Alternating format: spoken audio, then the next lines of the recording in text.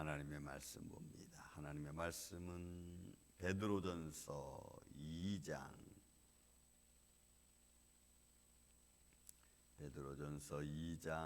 4절부터 10절까지 있는 말씀을 먼저 교독을 하겠습니다. 사람에게는 버림바가 되었으나 하나님께는 택하심을 입은 보배로운 산돌이신 예수께 나아가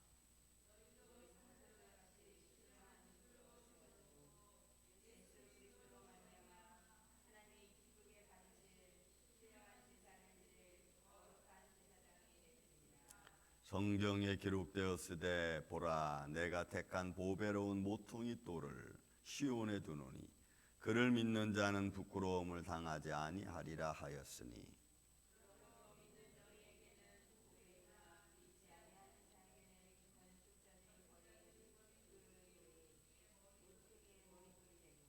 또한 부딪히는 돌과 걸려 넘어지게 하는 바위가 되었다 하였느니라. 그들이 말씀을 순종하지 아니함으로 넘어지나니 이는 그들을 이렇게 정하신 것이라.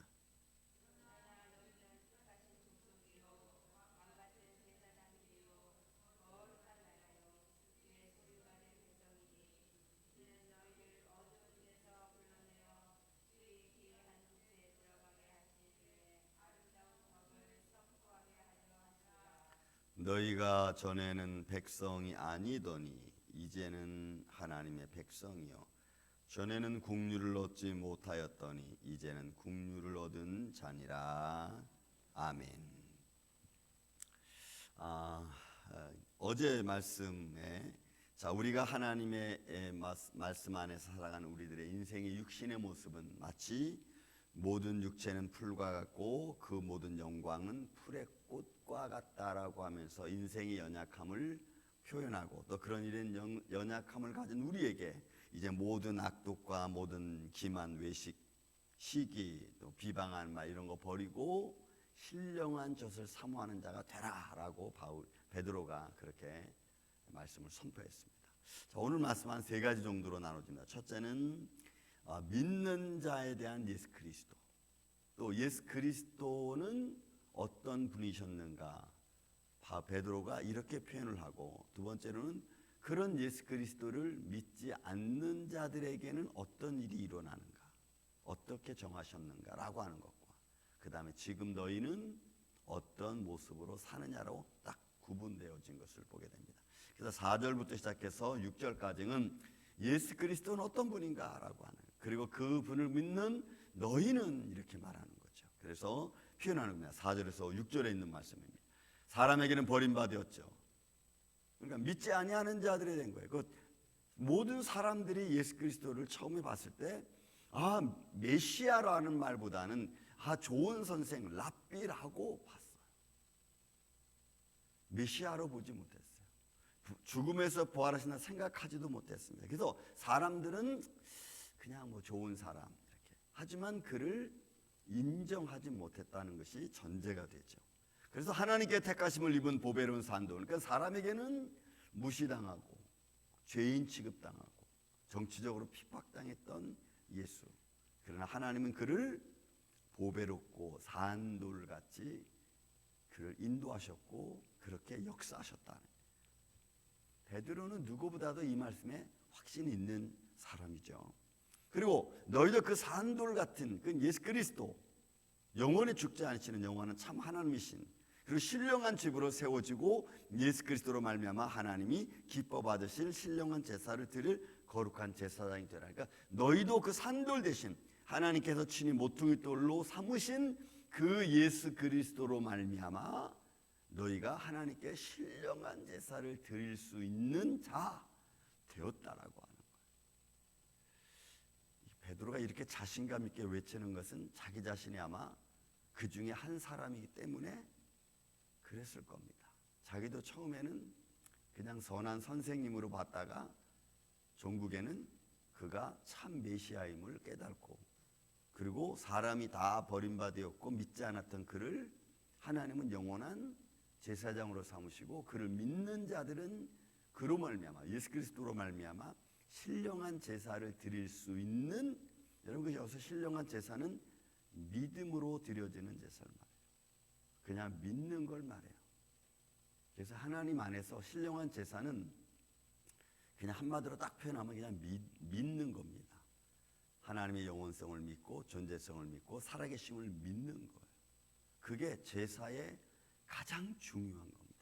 뭐 이것도 행하고 저것도 행하고 뭐 이런 법칙이 다 있지만, 그러나 그 법칙을 다 무시하고 그냥 제사 딱 하면은 그는 하나님은 그냥 믿는 행위입니다. 믿는 행위.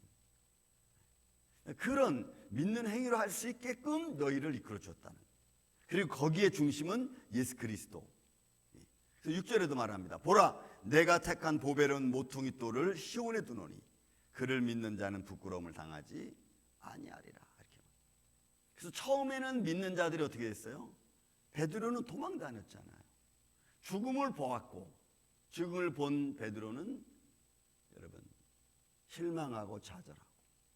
사람은 때를 사는 사람들, 존재들 아닙니까? 여러분 우리는 때를 사는 존재, 그때, 이때, 지금, 이후로 때를 사는 존재들입니다. 베드로가 예수님의 고난당을 보고 죽음 봤을 때는 한없이 슬퍼하고 좌절하고 내가 뭘 해야 될까? 이렇게 아마 표현했을 거예요. 그래서 여러분 요한복음 22장에 마지막 베드로의 모습이 뭐예요?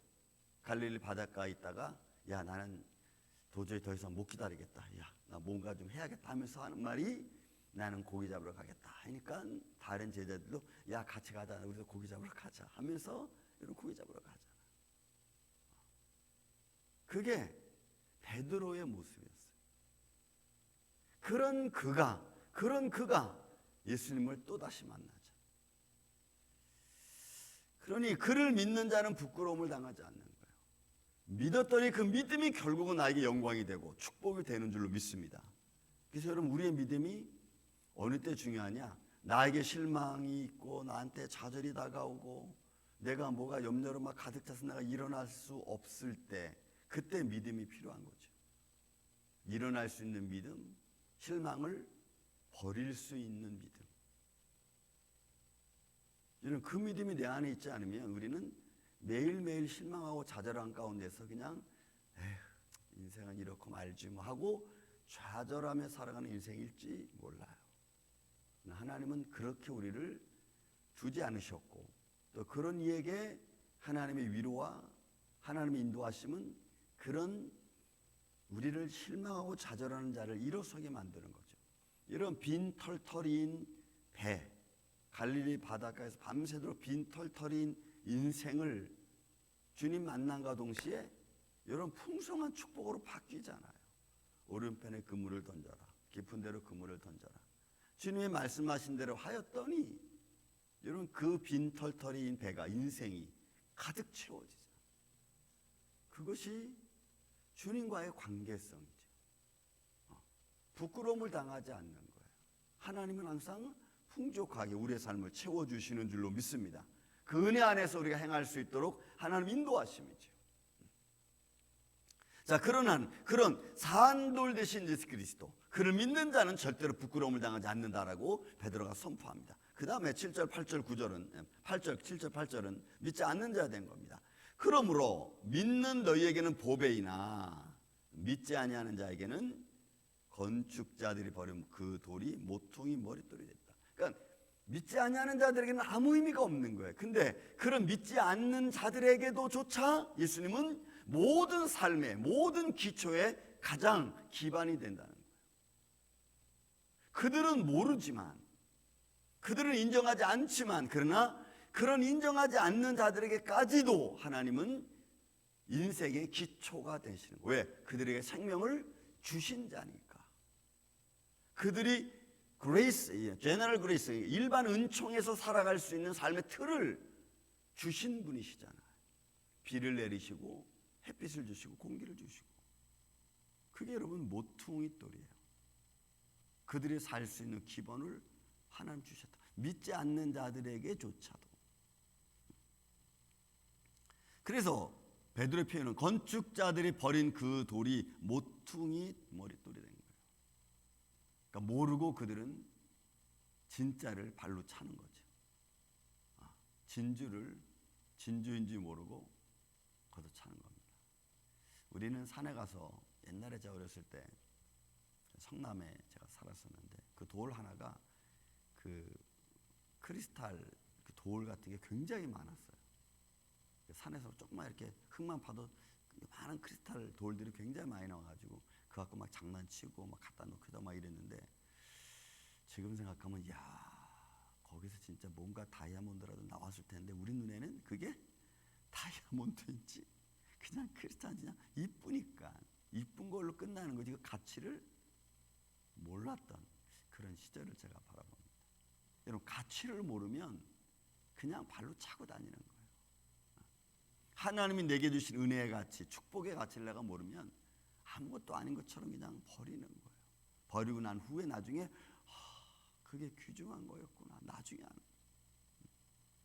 보세요. 믿지 않는 자들은 예수 그리스도는 어떤 모습이었는가?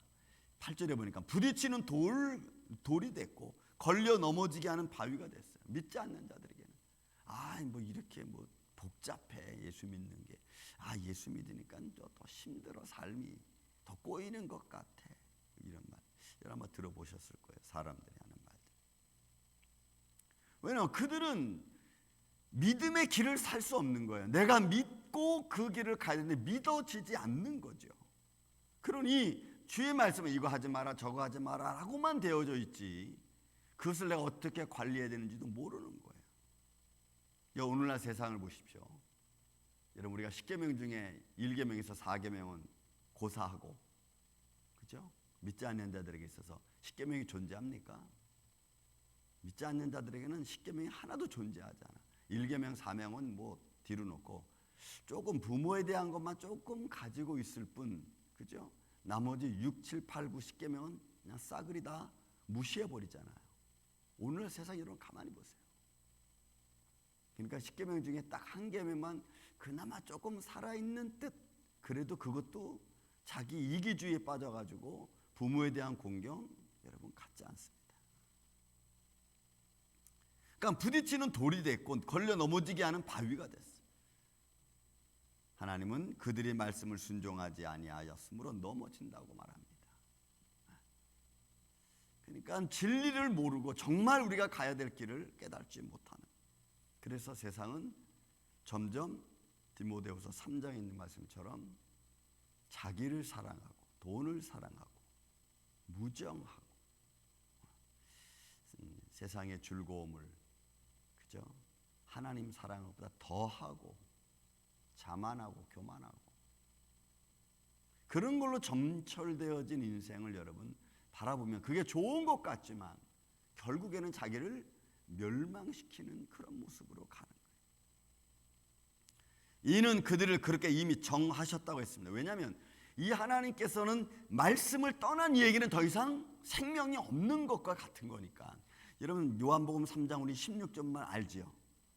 하나님이 세상을 처럼 사랑하사 독생자를 3장 16절만 하잖아. 근데 여러분 17절 18절이 더 중요합니다.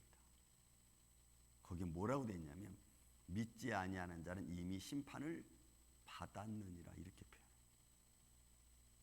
믿지 않는 자. 그러니까 믿지 않는 자는 이미 끝난 거예요. 그 순간 믿지 않음으로. 근데 우리는 그런 말씀의 중요성을 내가 지금 어떤 믿음의 마음을 갖고 믿고 행하고 있는지 안 믿는지 부정하고 있는지에 대한 생각을 별로 그렇게 하질 않아요. 왜? 법적인 면에서 여러분 한번 사형선고 딱 내리면 그 바꾸기가 보통 힘든 게 아닙니다. 그런 일들을 내가 잘 안 당해봐서 그래. 여러분 계약 속에서도 한번 계약으로 딱 되어진 것은 바꾸기가 여러분 쉽지 않아요. 하물며 하나님 말씀이겠습니까? 근데 하나님 말씀은 그런 구속력이 없는 것 같은데 여러분 하나님 말씀은 보이지 아니하시지만 철저한 컴퓨터보다도 정확한 구속력을 갖고 계십니다. 세상의 그 어떤 법보다도 더 정확하게. 근데 우리는 그 법이 그렇게 얼마나 중요하고 정확한지에 대한 생각을 잘 안 해. 왜? 이거는 이제 하나님이 마지막 때 이루어가는 좀 더 아직은 살아있는 기간이 있기 때문에 그렇겠죠. 이는 그들을 그렇게 이미 정하셨다 하면서 믿는 자들에 대한 모습은 9절 10절에 말하는 겁니다. 그러나 너희는, 믿는 자들은, 하나님을 인정하는 자들은, 너희는 택하신 족속이고 왕같은 제사장이고 거룩한 나라고 그의 소유된 백성이라 그랬어요. 하나님의 자녀. 이 말씀은 여러분 창세기부터 흘러오는 말씀입니다. 나는 너희 하나님이 되고 너희는 내 백성이 되고, 나는 너희 아버지가 되고 너희는 내 자녀가 되고. 이거는 창세기부터 흘러오는 구약 성경에서 보이지 않게 담겨지는 큰 물줄기와 같아요. 물줄기와 같아요. 이 말씀은. 그리고 이 말씀은 또 요한계시록까지 계속해서 연결됩니다. 마지막 때 너희는 내 백성이고, 그리고 나는 너희 안에 거하고, 여호와의 장막이 모든 백성들 위에 여러분 장막을 치는 거예요. 그러니까 이런 하나님과의 이 영적인 관계성과 삶의 관계성이, 삶이 우리 현실 가시적인 눈을 가진 우리에게는 보이지 않는 것 같지만, 그러나 하나님의 나라는 우리 안에도 역사하고 계시는 줄로 믿습니다. 왜냐하면 이것은 영적인 문제이기 때문에 그래요. 우리는 영적인 문제를 이야기해야 됩니다. 왜요? 그것이 우리의 삶의 핵심이기 때문에 그래요. 그런 우리, 하나님의 자녀 우리를 비유들어 말합니다. 10절에 말하는 게 그거죠. 너희가 전에는 백성이 아니더니. 여러분, 믿는 자와 믿지 아니하는 자, 하나님의 부르심을 받은 자와 부르심을 아직 받았지만 거기에 순종하지 못하는 자. 그래서 그 순종함을 따라 가는 자에게 너는 내 백성이다, 너희가 하나님의 자녀다. 여러분, 우리가 로마서 8장 15절 16절 17절 말하잖아요. 성령이 우리 친히 우리와 더불어 우리가 하나님의 자녀인 것을 증거하나니, 증거한다 그랬어요. 그래서 우리가 하나님을 향하여 아빠, 아버지라고 부른다 그랬잖아요. 그런 하나님의 자녀된 백성입니다. 그러나 전에는 믿지 아니할 때는 그 백성이 아니죠. 근데 여러분, 이것이 전과 후로 이렇게 나눈 겁니까? 지금 이 순간도 마찬가지입니다. 이 순간도 내가 이런 창조주 하나님, 나의 생명 되신 하나님을 내가 믿으면 그 믿음을 따라서 가는 하나님의 자녀된 백성의 삶이고, 여러분 믿지 않으면 그냥 그렇구나, 또 오늘 또 목사님도 정신없는 말씀을 하고 계시네 라고 하면 그냥 끝나는 거예요. 그 믿음은 과거도 아니고 미래도 아니에요. 지금 내가 믿음을 갖고 어떻게 살아가고 행동하고 생각하느냐가 핵심이죠. 그런 우리에게 베드로는 과거와 현재로 말합니다. 전에는 백성이 아니더니 이제는 하나님의 백성이요, 전에는 국리를 얻지 못하였더니 이제는 국리를 입은 자라. 사랑하는 이 아침의 성도 여러분, 산돌 되신 예수 그리스도, 믿는 자에게 분명히 보여주시는 하나님의 언약, 그리고 믿지 않는 자는 그 믿지 않는 자의 삶을 통하여 그냥 하나님 밖으로 나아갈 수밖에 없는 인생. 믿지 않는 자는 하나님이 그렇게 정했어요. 믿지 않는 자에게는 그런 결과가 나타나는 거예요. 우리는 왕같은 제사장으로 여러분 오늘 하루도 우리의 왕 되신 예수 그리스도, 하나님의 자녀된 우리들의 모습 안에서 하나님의 영광이 풍성한 그런 믿음으로 담대하게, 여러분 기죽지 마시고 담대하게 용기 있게 이 세상을 이겨나가시는 복된 하루 되시기를 예수님의 이름으로 축원을 드립니다.